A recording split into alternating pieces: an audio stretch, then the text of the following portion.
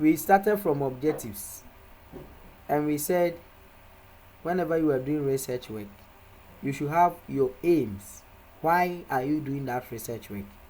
And we learned that we should write general objectives and specific objectives. The general objective is the same as your topic. So you just say that the study is to, or the main purpose of the study is to, then your topic will continue, is to explore. So I told you people that if you wanted to know every good research work out there, whenever you are writing your general objective, you should use the word explore or investigate. Aside that, you see some people using examine, identify in their general objective, and that is wrong. A lecturer may accept, but that is not the right way. We use examine, find out, identify, those things to write your specific objective. I also said your objective should be 2 or 3. Sometimes you can write 4, but me, I won't advise you that. Then we also went to the significance of the study. I said another name is justification of the study. In that context, we came to the research questions, and I said that for research questions,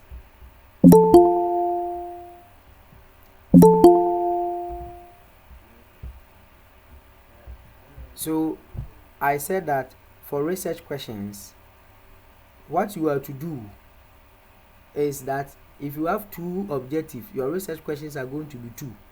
I'm talking in terms of the specific objectives.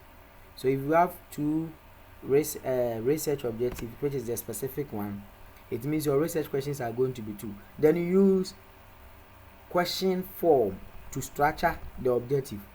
So if one objective is to find out the relationship between something and something, you write it in the question form.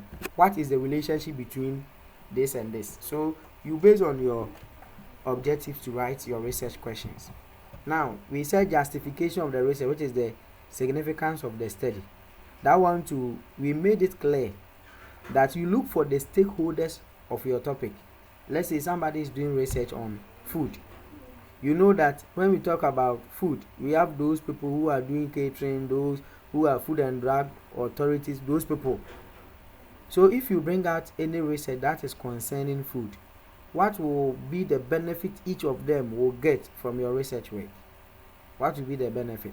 And that is what we talk about. So you pick one of them. You say that the study will help Food and Drug Authority to, the study will help those who do restaurant business too. You tell us what the benefit they are going to get on it. We also did limitation, a scope of the study. And the scope, I said, when we are talking about the scope of something, it means what is the boundary of that thing. So you see, your research work will never cover every work in Ghana. That is why anytime we give you research, we will say so and so in Kumasi, so and so in Bank of. We will mention particular place. If it is school, you mention the school name. The same topic can be done in different institutions. So as Monique, you have seen some before, the same topic will be given to the same person, but they will change the place where you are going to do the research. So it means that your work will not cover everything in Ghana or in the world. So you will tell us that your work covers up to this people, and the objective is this. So the scope talk about where your work covers, the coverage, and the objectives you are going to cover in the work, and you are done. Then we also talk of limitation. The limitation, I said some people will be writing the researcher could not get time to do. We don't use time to write limitation. So from today, you read people's article and you see that the limitation, they have written time. It means that those people who have written time, although their work has been accepted, but it is not right, it's wrong. Partner tuition is just here to give you the right thing to do. Then you also see some people who will be writing because of financial problem, I couldn't administer my questionnaire. No, That is not the limitation. We are not saying what was limiting you to do the work. No. We were saying that if your work comes out because you have done research and you are saying you have gotten an information, we believe that as human as you are, your research work will not be 100% accurate. Therefore, what are those things you think it will affect the work, the weakness of the work you have done?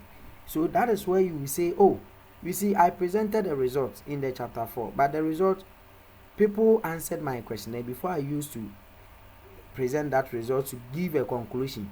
And those who answered the questionnaire might give biased answers. At times they know this is the right answer, but they will choose different thing.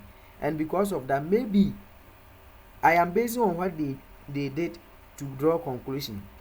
Meanwhile, it might be that is not the truth, and that will limit my work. That might limit my work. So when we say limitation of the study, you are only trying to let people know that if you use my research and you don't get the results I got, it doesn't mean mine is wrong. It means that those people who answered me were giving me biased information. We also said that some people don't want the information to be disclosed. So those people who can give you the accurate information, they themselves, they don't want them people to expose them. So they will feel reluctant answering the questionnaire for you. And that might affect the results you will bring out. So that is the limitation we are talking about. And I told you, none of you here, let's say Bernard, Kenneth, Bismarck, Belinda, Boadi, Maxwell, Monica, should write something and be adding that due to financial problem, due to no, please. You will see them in people's research, but they are totally wrong. Take it from Pagina Tuition. Then we did the organization of the study, and I said for the organization, you are trying to say how your work was organized from chapter 1 to chapter 5. So you say that the chapter 1 talks about introduction. It contains background of the study, problems. So the content of the chapter 1, you state them.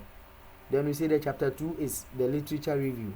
It contains conceptual review, theoretical review, empirical review, conceptual framework. We are going to do that thing now.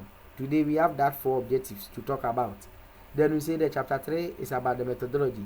It talks about the research design, population, sampling technique, the data collection instrument. Those things we'll be talking about in the chapter 3.